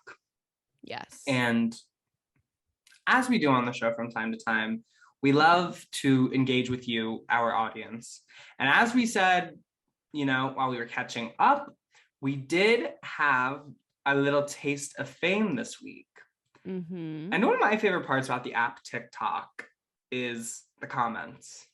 Yes, always. There are a few more unhinged places on the internet than the comments of TikTok. In a beautiful way, I think. Yes. And well, it was interesting because I was listening to this thing about TikTok this week, and they said the thing that is unique about TikTok, well, one of the things that is unique about TikTok is that the content you create mostly goes to strangers. Oh yeah. And so it's not like Instagram, Facebook, you mostly follow people you Or friends know with. and like you want to keep up with. Twitter Mm-hmm. is like a little bit getting off of that idea, but TikTok is fully like it just broadcasts your stuff to people who don't know you mostly. Yeah. Especially like, we don't know 40,000 people or whoever watched the TikTok or whatever. Yeah. And so the comments can be especially kind of brutal because it's just like, oh, I don't know this person. It's the epitome of like person fully exists behind a screen. Yeah. And so that has fun consequences and it has bad consequences. So Becca and I, for our comment corner this week, have decided to read some of our TikTok comments. We each chose one we really enjoyed. Yeah. And so Becca, do you want to read yours first? Oh, sure thing. So this comment is from Bronx Cocky Cock. Thank you so much for commenting. We hope you followed. We love you. They said, if this is the clip you chose to post, I cannot imagine what the rest of this conversation consists of. Full stop. Honestly, don't know if it's good or bad, but I appreciate the observation. Wait, did they type out full stop or was it just a period at the end? Oh, it's a period at the end. Okay, word. Yeah. No, they said full stop. I would have been like, oh. um, Yeah. yeah. So I saw that one too, and I was like, oh, baby. They're doing the yeah. promotion for us at this point. I know. And that's the thing. The whole conversation is available on multiple platforms. And that's the On beauty every platform of a podcast. We've both now said cock on the pod. Aww. How sweet. Well, my comment I found very funny. I giggled at quite a lot. Mm-hmm. It comes from Pow and it says, wait, y'all are funny. And I appreciate it. No, I just found that so funny because it's like, I feel like the expectation is that, oh, we're not going to be funny. And it's like, Yeah. wait. Y'all are kind of funny. Yeah. Yeah. And so I can get it. Like if you see a podcast, you're like, not funny. Like Yeah. you're moving on. There was also a few people who actually liked, after they saw this video and liked it and commented, liked all of our videos and then followed.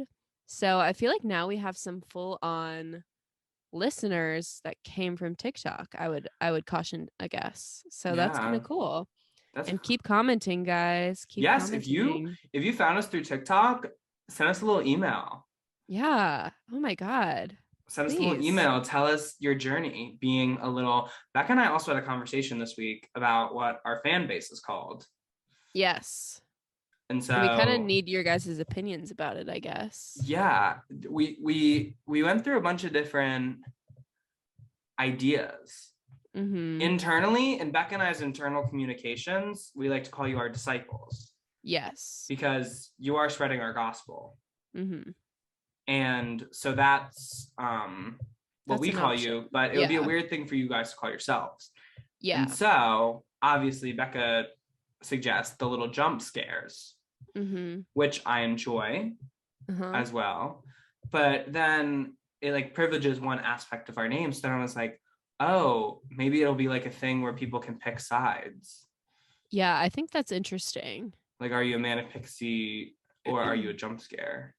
Because you know how like listeners of will be like, oh, I'm like, you know, I'm such the Trixie of my duo or whatever. And someone's the Katya, which also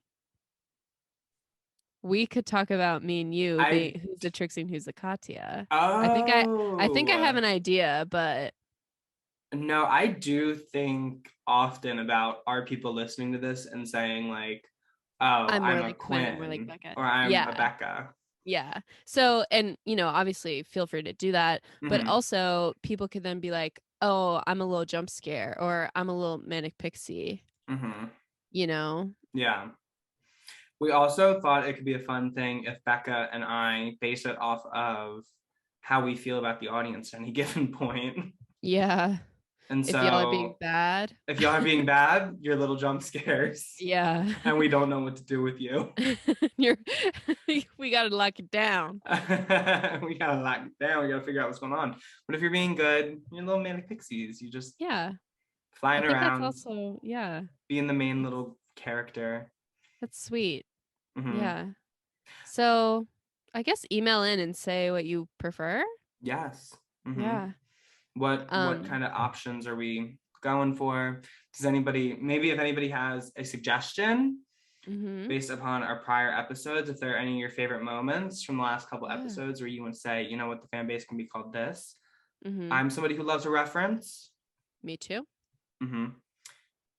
Wait, I'm still thinking about the Trixie and Katya question for us. I was just gonna ask who. Okay, do you want to say who you think you are, and I'll say who I think I am? Yeah. Okay. At the same time? Yeah. Okay, so Becca and I are saying who we think we are, like ourselves individually. In relation to each other. In relation to each other.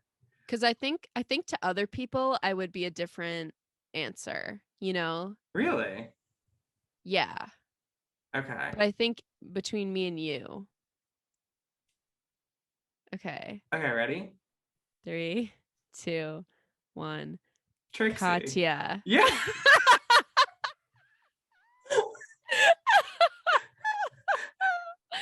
Perfect. There's gonna be like a compilation video of us being energetically aligned. I know. I was thinking about that. Oh my God. Yeah. Yeah. I very much see that as our dynamic. But I can see what you meant before you prefaced with your preface, which when you prefaced, I was like, oh, I know exactly where this is going. Because yeah, I think it's like, I mean, obviously when you try to fit anything into a binary, it doesn't work super well. Yeah. But I think it's like, because you know, Katya is the more like zany kind of like blah, blah, blah, one, and then Trixie's kind of the more grounded one. Trixie's the white face, Katya is the red nose. For all my technical comedy nerds out there. And so yeah, and I find that it's interesting because I've also thought about our comedy style, and I don't find us to fit in that traditional mold of like there's a crazy one and then there's like a one who's always looking at the other one for being crazy. Yeah, neither of us is like the straight guy. Yeah. In many ways. Yeah, in multiple ways. So many ways. Pluralisms and multiplicities aplenty. Yeah. But I think like if we like for me and Macy, my roommate, Mm-hmm. she is Oh, the she's Katya 1,000% the Katya. Yeah. because she's so strange Yes. in the Yeah. most beautiful way. Mm-hmm. No, Macy is much like Katya in that when she does something, it's like, whoa, but it's also like, Yeah. I completely get that. Right? Yeah. I It definitely tracks. get that. Yeah. Yeah. Yeah. For Mm-hmm. sure. Okay, wow. Wow. I love that. Well, another little productive part of our conversation. So now comes the time in the episode where Becca and I give our jump scares of the week, which are things that we're just walking along and, somebody jumps out from around the corner and they go, oh, and we're like, ah. And so, Becca, what was your jump scare this week? So, my jump scare this week was actually famously, the day after my birthday is my mother's birthday. Mm-hmm. Oh. And her birthday, unfortunately, she woke up to having her credit card hacked. So, my queen was in a little bit of distress. She got to Uh-huh. figure it out. It's just more annoying. Uh-huh. Um, and then boom, forensic police are all over our street because someone unfortunately passed away. Oh. And at first we were like, did someone full on get murdered? So I was like, Mom, like, ugh. But no. And then finally Roe v. Wade was overturned. And I just felt bad for my mom. Yeah. I That's just feel that. so Yeah. bad. Yeah. It's So like all those hard to things have were it's hard to have scary. a birthday after that. Yeah, it's like how do I celebrate now? Yeah. When Yeah. like my rights, my child's rights Hmm. we're just like, oh yeah, you don't have those anymore. Yeah. Yeah. Just Dependent gone. upon where you live. My neighbor's right to live was taken away from them all too soon. Oh, Yeah. But no, yeah. they were very old, but yeah, Mm-hmm. it was just a crazy day. But yeah, so that was me. Um, Quinn, what was scaring you this week? My jump scare also has to do with the overturning of Roe versus Wade, Mm-hmm. and in the least like jokey kind of funny way that like jump scare of the week was meant to like be a jokey funny thing, but just in a way where I'm Yeah. like actually spooked. And Mm-hmm. like obviously there's all the stuff that like everybody will tell you about what this does for our country, what it does to individuals in our country and stuff like that. But something I found very interesting, and I wrote like a whole thread about it on Twitter, is obviously Justice Clarence Thomas in a concurring opinion.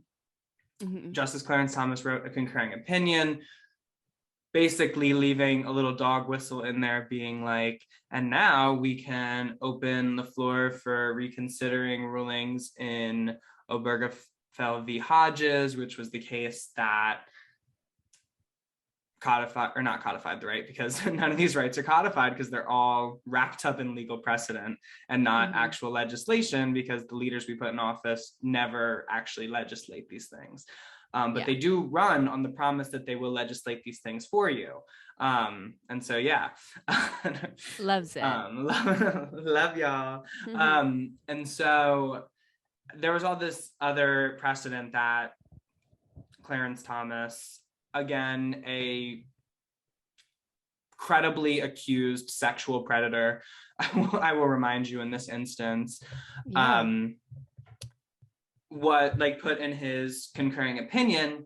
And so for the members of my community, the queers, a lot of people were like, oh, they've done this to women and other people with uteruses, and now they're going to come for us and our right to marry.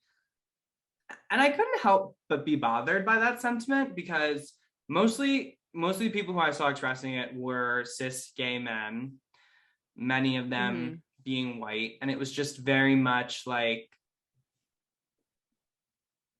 it was very much like, yes, it's something we need to be vigilant about, and it's something that we can't take for granted, but it's also not the day to be like, oh, now they might come for gay marriage. Mm-hmm. It's Yeah. it like people's actual rights got taken away, but like a certain group of people were just like, oh, but what about mine? Yeah. And it was just it's really gross and disingenuous, and it echoes this criticism of cis gay men and white cis gay men among them in particular, that there was kind of this schism after gay people like achieved the political project of gay rights, which was marriage equality, or like the principal political project of gay rights for a very long time. And Mm-hmm. then they just said, you know what, we're good. And Yeah. now there are all these cis white gay men who run around being like, oh, trans people, they're really holding our community back when we're organizing for things. And because, you know, now the right in our country has kind of thrown their weight behind trans people and gender ideology, whatever the fuck that is. And Yeah. like Yeah. now they're just like, you know, that since that's the more kind of trans people are the more oppressed group within our communities, now cis gay men, especially white gay cis gay men, are a lot more quiet than they were when marriage equality was on the table. Mm-hmm. And so yeah, basically none of us are free until all of us are free. I very much believe that sentiment. And so when Yeah. it comes to people's rights, you should, it's in your best interest to be an ally to everyone, because literally political tides can change in such a way where tomorrow you are an oppressed party, the state can enact their power to oppress, you know, whatever part of your identity they want to. And so it's best to just make sure we are actively working to get equal protection for basically anybody, regardless of their identity status, regardless of their economic status, regardless of basically anything, because we're all people. We were all born randomly into this weird world where we have to pay bills, and we all deserve Mm-hmm. equal protections because of that. And so, or at least that's what I Yeah. believe. And so, yeah. Yeah. But yeah, scary Well times. said. Well said. Very scary times. Mm-hmm. I hope everyone is taking care of themselves Yes. mentally Mm-hmm. Yeah. during this. And yeah, it's just crazy. Feels weird to do this, but it was engineered this way. So, Becca, now we come to the manic pixie moment. Yes, yes. Where, you know Um, what, I'm a big believer, if you have to, you can't just spend all day in the gutter. If you if yeah. you if you can choose not to, If you can um choose not to, if you can yes. choose not to, it's best not to spend all day in the gutter. And Mm-hmm. so Becca and I are now going to talk about a moment from this week where, you know, we felt like the main character. So my manic pixie moment of the week did occur on my birthday.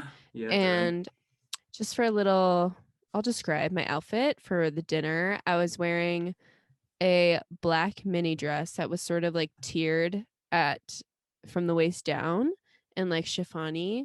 And it was kind of giving like a little bit pirate, Yeah. because I also added this lilac corset to it that was glittery and had pearls on it. Um, Yeah, I could see eh, that. Thank you. And I had my hair in my little like updo things that I do sometimes. Yeah. And it was a great moment because my aunt looked at me and goes, "You look like Sailor Moon." That's a great compliment. I know, the cancer It's a of all great cancer is compliment. Sailor Moon. So I was like, wow, that's honestly all I wanted to hear ever. So Mhm. yeah, I love dressing up and I love compliments. So that was a great moment for me. Quinn, what made you manic pixie this week? My manic pixie moment is that I've been listening to a lot of indie pop. Okay. So I randomly was kind of just like, what am I don't even know. I was just looking for new music to listen to. I felt kind of bored because I'm very much of like I'm I'm like a playlist person. Like I have a bunch of playlists and stuff, but I also love an album. I Mm-hmm. love listening to an album like all the way through, kind of how it was intended, going down the track list and stuff. But then this week I was like, okay, well, what are some things I can listen to? And then I found something else. This is like the callback episode to other things we talked about on the podcast before.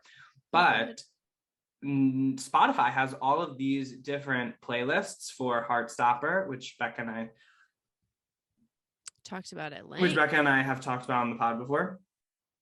And so I was like listening through them, and they're based off the couples in Heartstopper, and there's a lot of good music on there. And also indie pop is something that's always in like my Discover Weekly. Yeah. And there was an era where I was like listening to my Discover Weekly on Spotify every week and taking the songs that I liked and putting them in a playlist. I would do that too.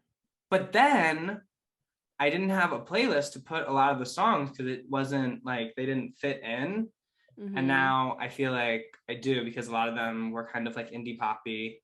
And so, yeah, I've just been listening to a lot of Conan Gray is on there.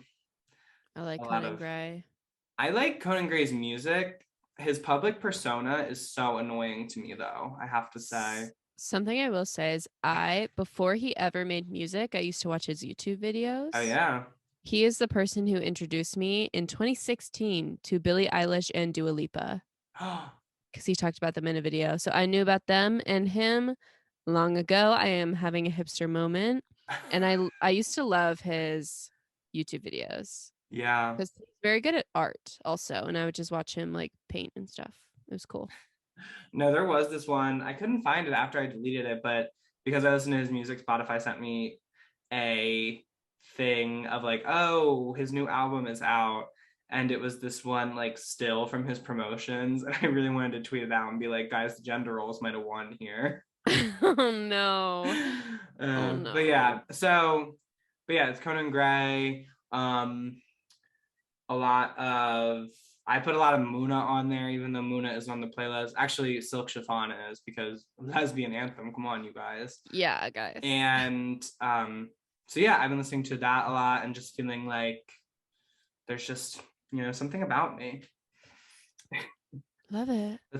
And it's called, I named the playlist exactly like the other girls. I like that. Because yeah. And so yeah, I thought that was funny. But yeah, and so that brings us to the end of another beautiful episode. Yay. So Becca, where can people keep up with you if they are so inclined? Yeah, I am at Becca Hobart on Instagram, Beck's Gloss on Twitter and Spotify. And I am at Where Y'all Going During World War III on TikTok. Mm-hmm. You can also find me.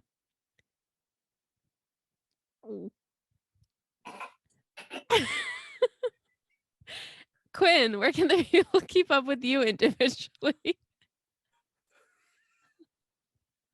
Oh my god. You go. I improv that. Yes, and I'm at Quinn P. Murphy on Instagram and TikTok, and I'm at Quinny P123 on Twitter. And you can also find me. Becca, where can people keep up with the show? They can follow at Manic Pixie Jump Scare on Instagram and TikTok. Mm-hmm. And we also have a YouTube channel. Yes, we do. We post video episodes of all of our episodes except for one. And so yeah, if you like to enjoy video podcasts, they are there. And please email manicpixiejumpscare@gmail.com. We want to hear from you. Yeah, literally anything. Please. Anything, please write in. I know it's scary, but it's quite literally, if you're like, I want my piece of fame, we will give you a platform. Yes. As long as you don't send anything like weird. Honestly, do it. Because you never know. Yeah, you never know. Becca and I have low censors on this podcast. Obviously. Yeah. So, all right. We're Quinn. And we're Becca. And thank you for Listening.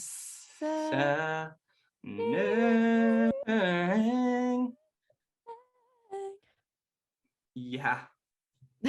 Yeah. Yup. Yo. Manic Pixie Jump Scare is hosted by Quinn Murphy And Becca Hobart. Executive produced by Quinn Murphy and Becca Hobart. Sound and video editing by Quinn Murphy. Social media management and highlights by Becca Hobart. And our theme song was written by Quinn Murphy, Becca Hobart, and Nandita Mahesh.